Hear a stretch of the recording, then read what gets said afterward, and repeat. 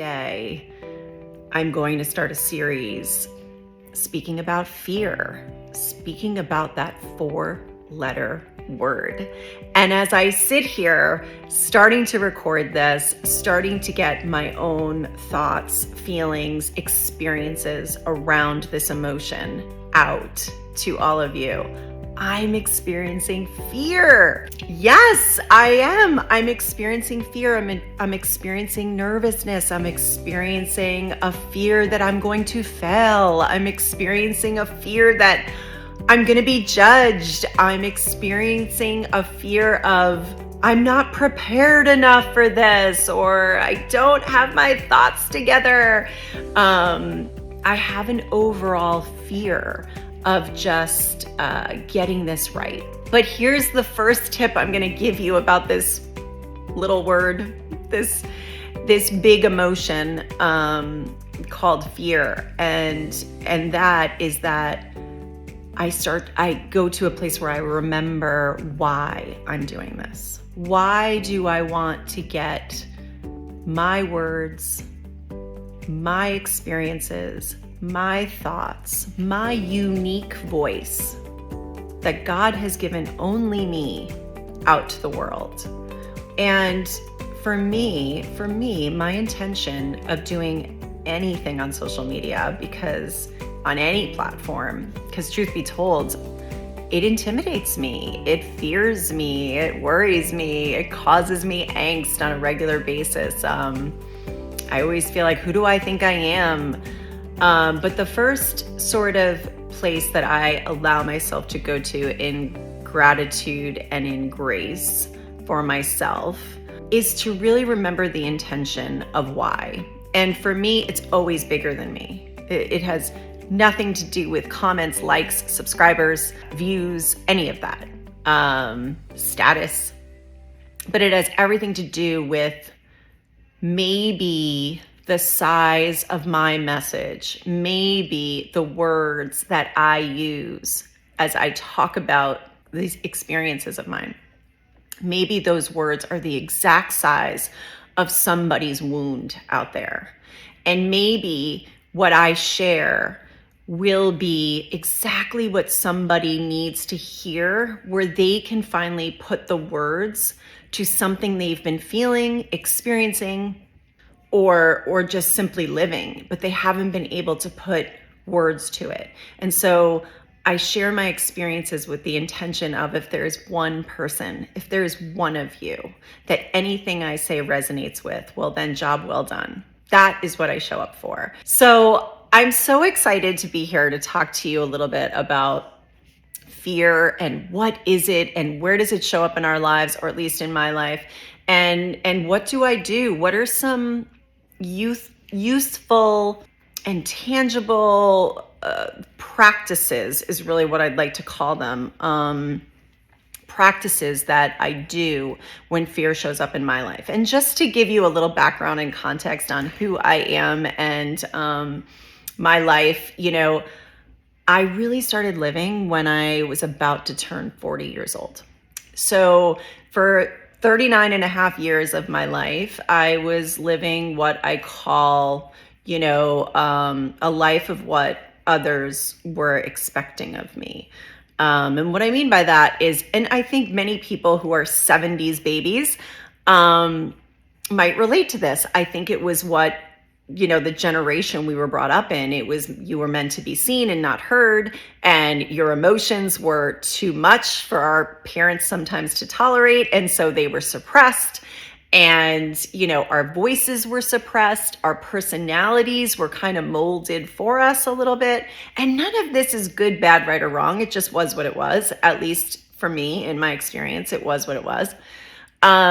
So, you grew up kind of feeling like, well, the biggest feeling I felt growing up was that I didn't make good decisions. And so talk about fear, right? Talk about incredible fear. That I'm just going to constantly keep making the wrong decisions. And so what ultimately started to happen for me is that I started to just assume that I was going to make a bad decision. And I sort of just lived like that. And I was like, oh, well, I'll just make a bad decision. And I relied on others to help me make a decision so that it kind of made the blow a little easier, if anyone can relate to that. So it made the blow a little easier because it was like, well, I conferred with 3 or 4 other people. I asked if this was a good decision to make. They thought it was, so I made that decision.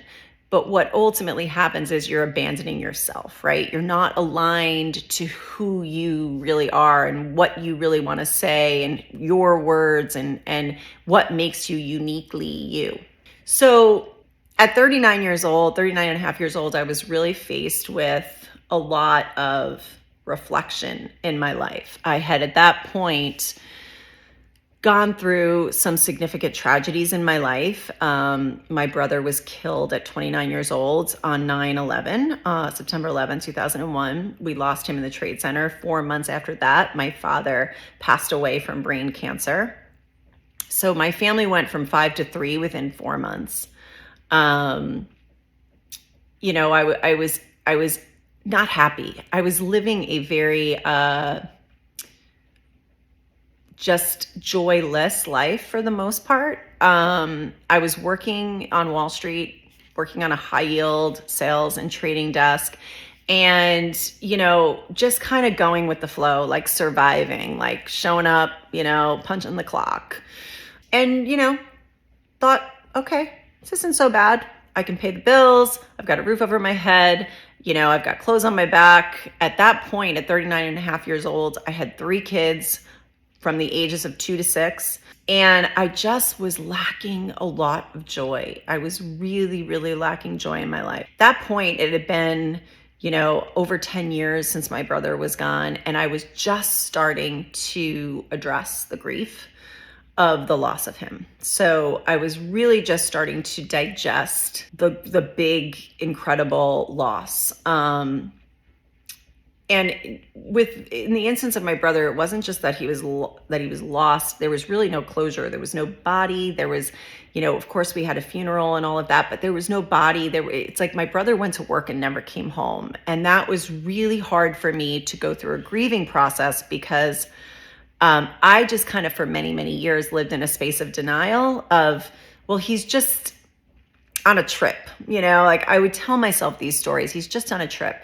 The picture I'm trying to paint for you is that the world was a fairly scary place for me, which led me to a space of,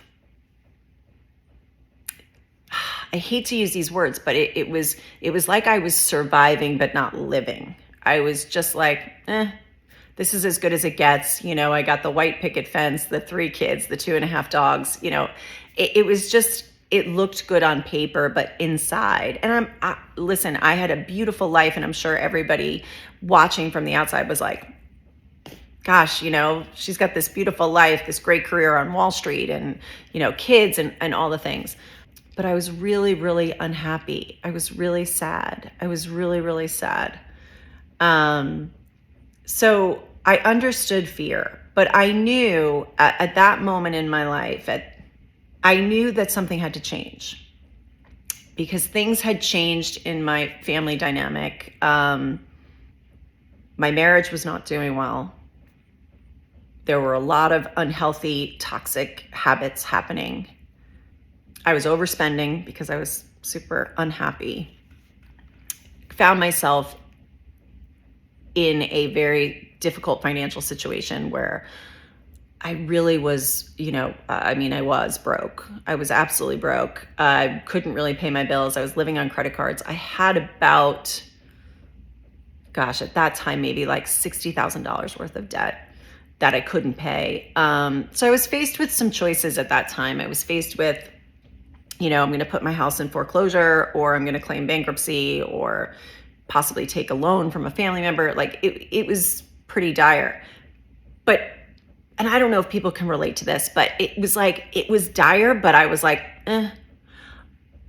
I can't even explain it, but I just didn't have that, like, how did I get here? How did this happen? I really didn't have that sense. I mean, I was riddled with fear. I was so afraid, but I think I had become so numb to it, if that makes sense. I'd become so numb to the feeling of someone else is going to rescue me.